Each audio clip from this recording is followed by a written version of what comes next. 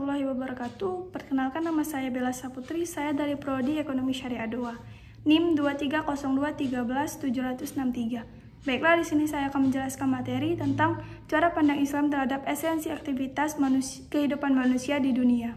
Pengertian ekonomi Islam menurut salah satu pakar ekonomi Manzirkap, ekonomi Islam atau yang lebih dikenal dengan ekonomi syariah merupakan bagian dari ilmu ekonomi yang bersifat interdisipliner atau tidak dapat berdiri sendiri dan perlu penguasaan terbaik terhadap ilmu pendukungnya.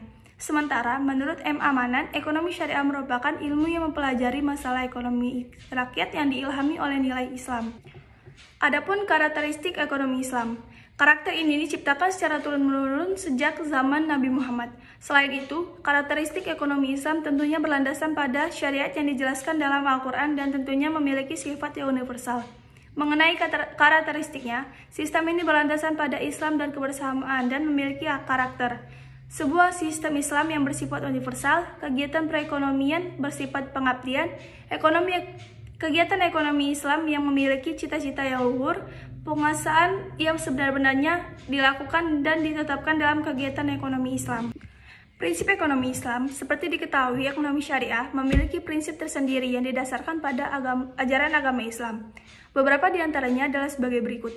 Berbagai sumber daya dipandang sebagai pemberian atau titipan dari Allah SWT kepada manusia.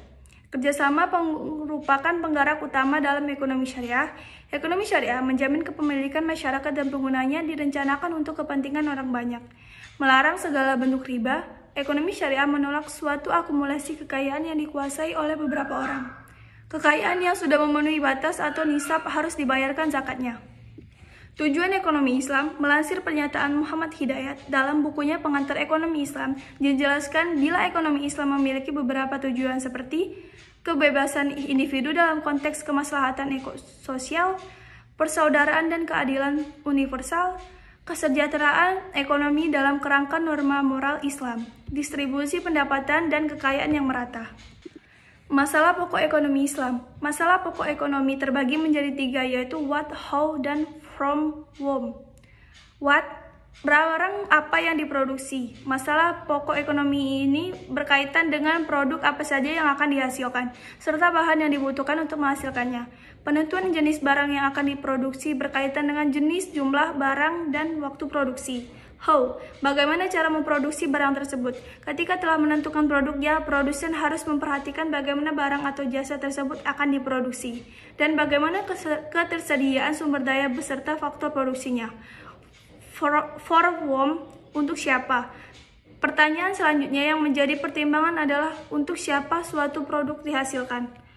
Dalam hal ini, masalah pendistribusian menjadi aspek penting yang harus ditata sedemikian rupa agar produk yang dihasilkan benar-benar tersalurkan dengan tepat dan dapat memenuhi kebutuhan target. Permasalahan untuk siapa tidak hanya mengenai siapa yang akan menikmati produk yang dihasilkan, tetapi juga mencakup siapa-siapa yang akan memperoleh manfaat dengan adanya produk tersebut, termasuk pelaku produksi. Nilai-nilai ekonomi Islam, nilai-nilai universal. Teori ekonomi Islam didasarkan atas 5 nilai universal, yakni tauhid, keesaan Tuhan, adil, keadilan, nubuwah, kenabian, khilafah, pemerintahan, dan ma'ad hasil. Kelima dasar ini menjadi inspirasi untuk menyusun proporsi dan teori ekonomi Islam. Tauhid, keesaan Tuhan. Tauhid merupakan fondasi ajaran Islam. Allah pemilik alam semesta dan semua sumber daya yang ada karena Allah yang menciptakan alam semesta dan beserta isinya. Dalam Islam, semua yang diciptakan Allah adalah manfaat dan tujuannya. Karena itu, segala aktivitas yang ada hubungannya dengan alam, sumber daya, dan manusia muamalah dibingkai dalam kerangka hubungan dengan Allah. Karena kepadanya yang kita akan mempertanggungjawabkan segala perbuatan kita, termasuk aktivitas ekonomi dan bisnis. Adil, keadilan. Dalam Islam didefinisikan sebagai tidak menzalimi dan tidak dizalimi.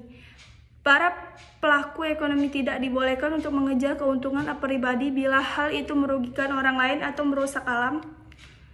Tanpa keadilan, manusia akan terkelompok-kelompok dalam berbagai golongan dan akan menzalimi sehingga terjadi eksploitasi manusia atas manusia.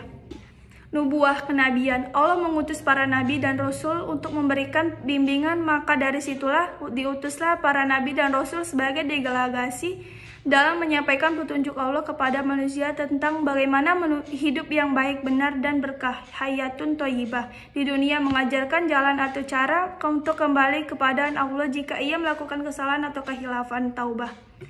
Khilafah. Pemerintahan khilafah merupakan representasi bahwa manusia adalah pemimpin khalifah di dunia ini dengan dianugerahi seperangkat potensi mental dan spiritual oleh Allah SWT, serta disediakan kelengkapan sumber daya alam atau materi yang dimanfaatkan dalam rangka untuk sustainabilitas atau keberlangsungan hidupnya. Sehingga konsep khilafah ini melandasi prinsip kehidupan kolektif manusia atau hablum minan nas dalam Islam. Fungsi utamanya adalah untuk menjaga keteraturan interaksi antar pelaku ekonomi dan bisnis agar dapat meminimalisir kekacauan, persengketaan, keributan dalam aktivitas mereka. Hasil. Pada dasarnya, manusia diciptakan di dunia ini untuk berjuang, dari belum bisa berjalan menjadi bisa berlari, dari belum bisa melafalkan kata-kata yang menjadi bisa berbicara, dan masih banyak contoh lainnya. Dalam perspektif Islam adalah ladang akhirat. Maksudnya dunia merupakan tempat bagi manusia untuk mencari bekal dengan bekerja, beraktivitas, dan beramal soleh. Kelak, amalnya itu akan mendatangkan kebahagiaan dan mendapatkan balasan baik semasa hidup di dunia maupun ketika di akhirat nanti. Kebijakan dasar dalam ekonomi Islam. Kebijakan ekonomi polis mengandung arti penggunaan alat-alat variabel instrumental untuk mempengaruhi atau mencapai tujuan yang telah ditentukan, misalkan dalam suatu perusahaan dagang, dan dapat menggunakan variabel instrumental seperti iklan untuk memperbesar volume penjualannya supaya pada akhirnya mencapai laba maksimal. Kebijakan ekonomi jauh sebelumnya sudah pernah dipraktikkan pada masa Rasulullah SAW dan sahabat-sahabatnya. Hal tersebut terjadi pada waktu Rasulullah diangkat sebagai kepala negara di Madinah. Beliau melakukan perubahan drastis dalam menata kehidupan masyarakat di Madinah.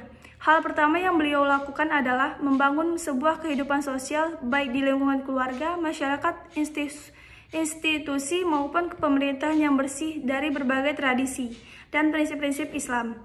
Seluruh kehidupan masyarakat disusun berdasarkan nilai-nilai Qur'ani, termasuk dalam hal ini sistem ekonominya yang berdasarkan pada prinsip persamaan, kebebasan, keadilan, dan kebijakan. Standar hidup kaum muslimin pada waktu itu mengalami kenaikan di tingkat pendapatan. Hal tersebut terjadi berkat kebijakan yang dilakukan Rasulullah pertama kali di Madinah. Beliau membuat suatu perjanjian persaudaraan untuk saling membantu antara kaum Ansor dan kaum Muhajirin. Perjanjian persaudaraan untuk saling membantu itu, hal tersebut dapat kita lihat ketika Rasulullah mendorong kaum Ansor dan Muhajirin itu melaksanakan muzaroah, pembagian hasil panen, di mana kaum Muhajirin mengelola lahan kaum Ansor. Langkah yang diambil oleh Rasulullah di atas merupakan suatu kebijakan di mana dalam hal ini beliau memberi pekerjaan pada kaum Muhajirin dan di sisi lain mendorong peningkatan aktivitas produksi. Konsep kepemilikan dalam ekonomi Islam. Secara etimologi, kepemilikan al-milk berasal dari bahasa Arab dari kata akar, kata malaka yang artinya penguasaan terhadap sesuatu. Kepemilikan atau al-milk biasa juga disebut dengan hak, milik atau milik saja. Para ahli fikih mendefinisikan hak milik, al-milk, sebagai kekhususan seseorang terhadap harta yang diakui syariah, sehingga menjadikannya mempunyai kekuasaan khusus terhadap suatu harta tersebut, baik memanfaatkan dan atau mentasarrufkannya. Baiklah, kesimpulan dari materi ini, cara pandang Islam terhadap esensi aktivitas kehidupan manusia di dunia adalah bahwa kehidupan di dunia adalah ujian dan kesempatan untuk beribadah kepada Allah. Setiap tindakan yang dilakukan dengan niat yang baik dan sesuai dengan ajaran agama dapat menjadi bentuk ibadah. Islam mengajarkan pentingnya integritas, etika, keadilan, tanggung jawab sosial, dan menjaga keseimbangan antara urusan dunia dan akhirat dalam semua aktivitas sehari-hari. Dengan kata lain, Islam mendorong individu untuk menjalin kehidupan yang bermakna, adil, dan bermanfaat bagi diri sendiri dan masyarakat. Sekian pembahasan materi dari saya akhiri.